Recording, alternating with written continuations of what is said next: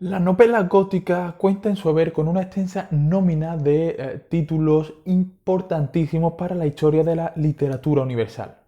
A pesar de que muchos críticos pongan esta literatura como un género menor, es imprescindible conocer y dar el reconocimiento a la novela gótica para comprender y gozar de la literatura actual.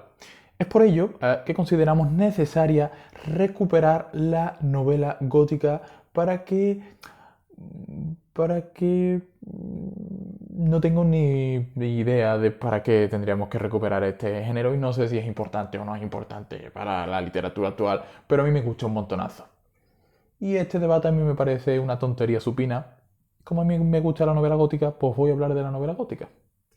Vamos a ello.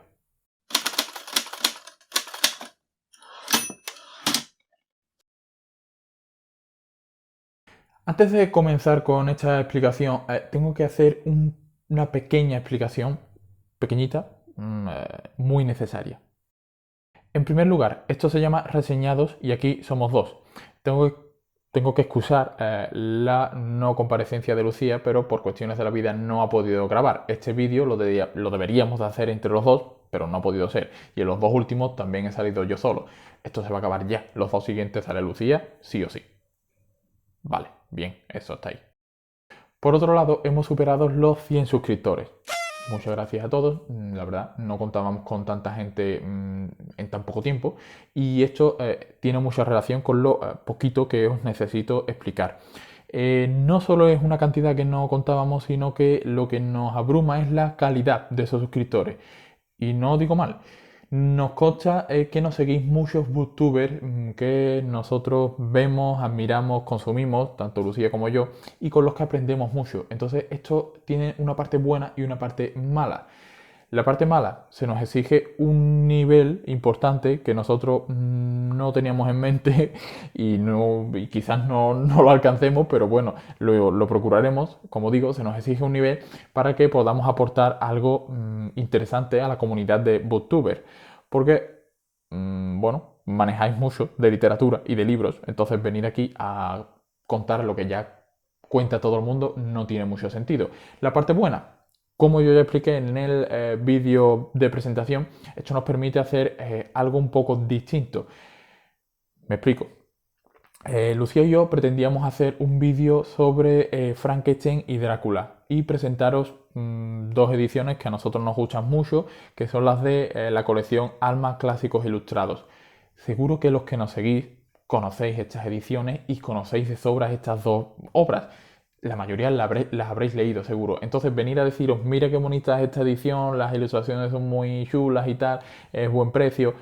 Esto seguro que ya lo sabéis y también volver a repetir es que la cultura popular tiene una idea muy distinta a la que muestra los libros de Frankenstein y Drácula si lo leéis de verdad, las películas no le han hecho honor a los personajes y a la obra, Frankenstein es el doctor, que es Víctor, no el monstruo, no os equivoquéis, llaman... Esto lo sabéis de sobra. Entonces redirigimos el rumbo y hemos hecho una cosa un poco distinta. Nos ha salido una trilogía de vídeos en la que vamos a hablar de la novela gótica, que este va a ser el primero, luego hablaremos de la vida de Mary Shelley y en el tercer vídeo de la vida de Bram Stoker.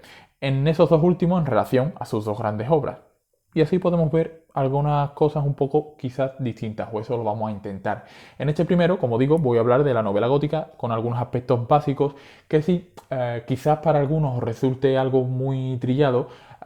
Es cierto que incluso hay muchos canales que en varias reseñas comentan muchas de estas características que yo voy a decir ahora, pero quizás a alguien le pueda descubrir algo nuevo y poder disfrutar y comprender mejor cuando lea novela gótica. Pues este es el reto y allá vamos.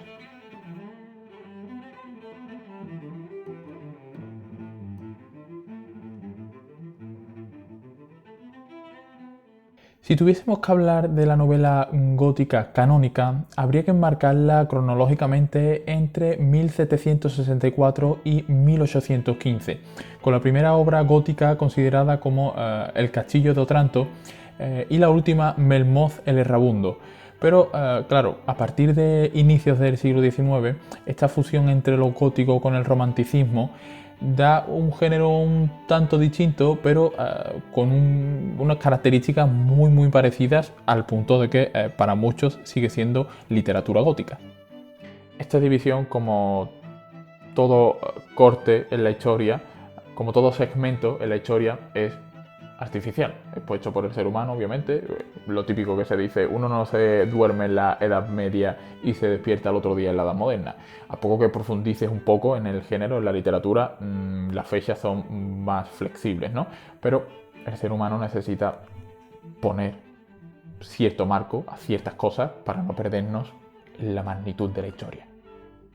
Pues aunque su legado, la influencia de la novela gótica en la literatura, se palpa hasta hoy día. Se llama gótico porque muchas de sus historias se dan en espacios góticos en cuanto a arquitectura y decoración se refiere. Ya sabéis, castillos, mansiones, abadías, que generan ambientes inquietantes. Se trata de historias que incluyen elementos mágicos, fantasmales y de terror, jugando con la ambigüedad entre lo que es real y lo que no.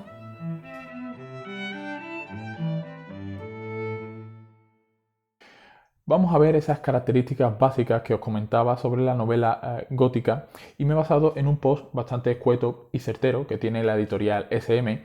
En este canal, por vicio de historiador, siempre pondremos en la descripción la bibliografía o fuentes que utilicemos, porque no cuesta nada darle a cada uno su lugar, y porque si me equivoco echo balones fuera y digo que se equivoca otro, que es más sencillo. La novela gótica cuenta con una atmósfera, como hemos dicho, que acongoje al lector.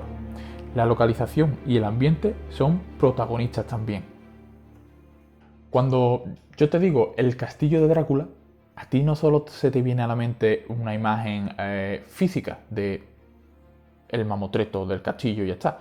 Se te vienen sensaciones también de no me gustaría estar en ese lugar por lo que supone. Esa atmósfera es la que busca la novela. Elementos sobrenaturales, espectros, muertos vivientes, fantasmas, la novela gótica. Hasta aquí bien, ¿no? Es común leer viajes en el tiempo o en el espacio, sobre todo cuando el gótico se mezcla bastante con el romanticismo a partir de inicios del siglo XIX. Bueno, Drácula es un viaje hacia el este. Frankenstein inicia la historia llevándonos a un punto geográfico bastante extremista, y bueno, la propia Mary Shelley publicó un diario de viaje cuando se escapó con Percy Shelley por Europa. Por lo tanto, el tema diario de viajes es bastante recurrente y común en la novela gótica. Tenemos la alternancia bastante recurrente entre la realidad e irrealidad, con la presencia del mundo de los sueños y las pesadillas. Esta ambigüedad es básica en la novela gótica. De o lleva esto o no es gótico. Cronológicamente suelen ser historias del pasado o en épocas inexistentes que alejan al lector del presente. Esto viene en el post que os digo, pero no estoy del todo de acuerdo.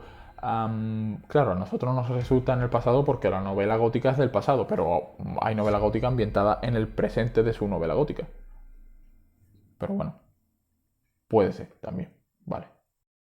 Se muestran personajes dominados por sus pasiones, inteligentes y enigmáticos, siempre atractivos, a veces castigados por la culpa. Víctor Frankenstein es el mejor ejemplo, de hecho. Bueno, la culpa que persigue a Víctor es constante durante toda la novela. Suele aparecer un noble malvado que simboliza el peligro y una doncella inocente perseguida por él. En contrapunto, el héroe valeroso, también de alto linaje, que intentará salvarla del terror. El amor también es un rasgo imprescindible.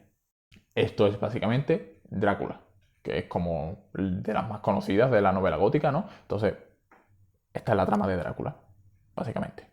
Estos personajes suelen llevar nombres extranjeros rimbombantes. Víctor Frankenstein, vaya nombre, el Dr. Van Helsing, en fin, que os voy a contar, ¿no? Y la novela suele llenarse de elementos escenográficos llamativos. Luces y sombras, goznes chirriantes, manuscritos ocultos, ruidos extraños, animales exóticos.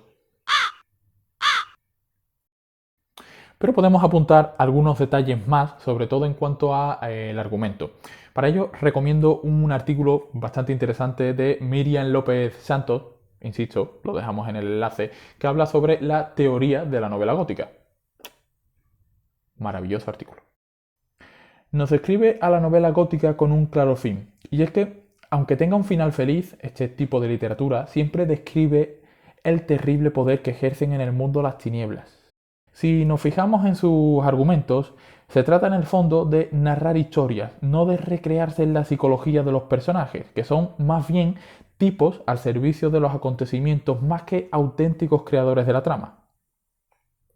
Claro, tampoco podemos olvidar que son novelas con abundantes matices y en las que cada elemento del escenario y de la acción es introducido para contribuir a crear la impresión de ilimitado terror y de suspense palpitante.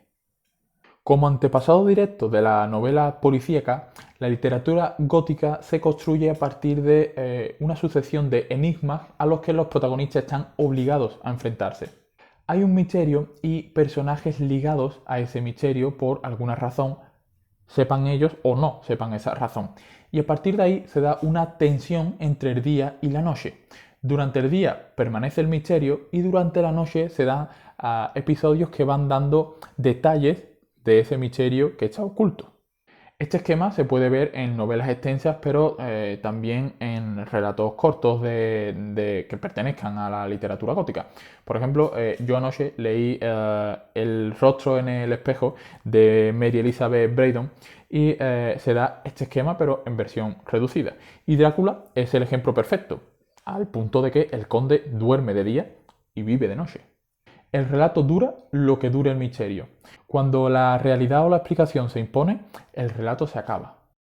Para mantener el misterio se utilizan todos los elementos que generen ambigüedad y confusión. El descubrimiento de un manuscrito antiguo, la narración en primera persona o en forma epistolar, como es el caso de Frankenstein y de Drácula, o la compleja escenografía de elementos espeluznantes.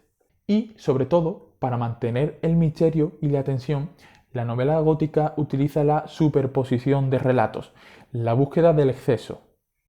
Algunos lo logran con mejores resultados que otros, pero la idea es introducir una historia dentro de otra, aparentemente inconexa con la trama principal, pero que luego el autor nos va llevando al terreno que él quiere.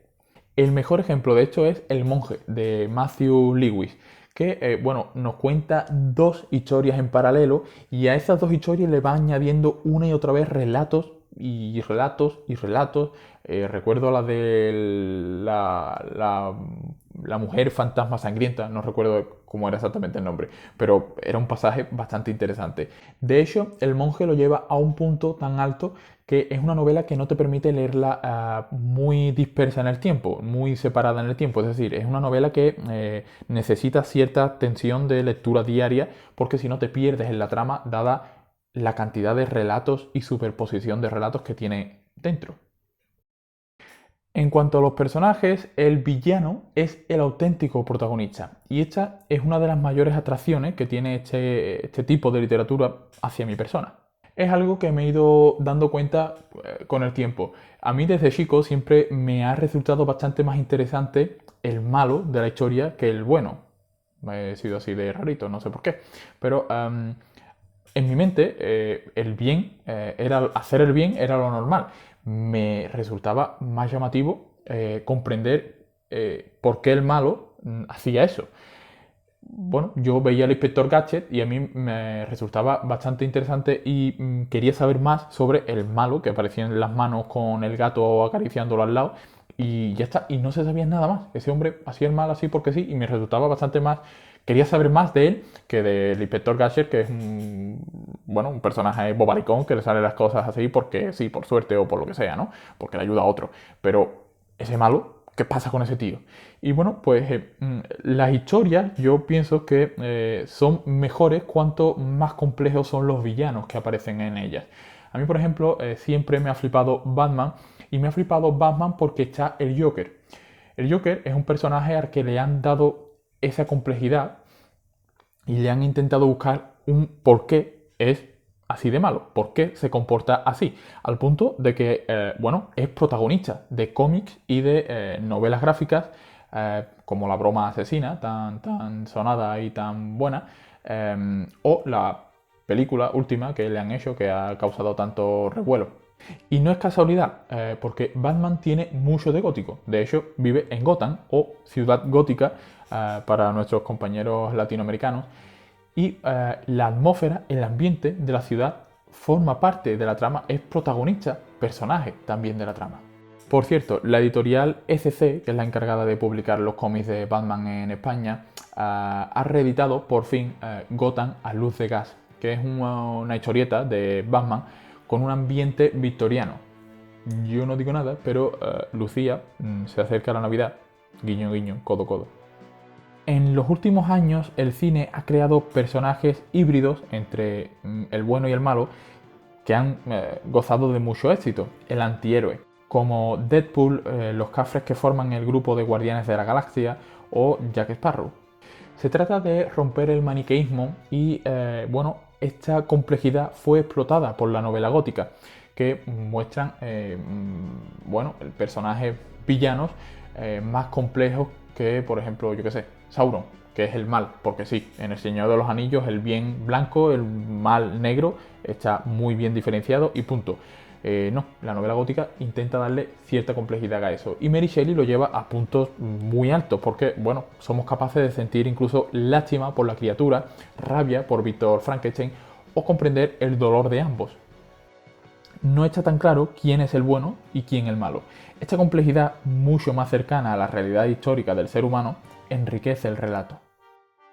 Si a estos elementos que forman la novela gótica le añadimos una vida dramática, una cierta relación cercana con la muerte, bueno, y en algunas no cierta, muy cercana con la muerte, y el estrés psicológico que eso supone, nos queda un puchero del calibre de Frankenstein y Drácula. Estas dos vidas, de Mary Shelley y Bram Stoker, son las que vamos a ver en relación con sus obras en los dos próximos vídeos. Y si no has leído estas dos obras, pues yo solo te puedo decir que le des like a este vídeo y te suscribas y ya te puedes ir entonces a pillar estos dos libros y leértelos. No sé qué estás esperando.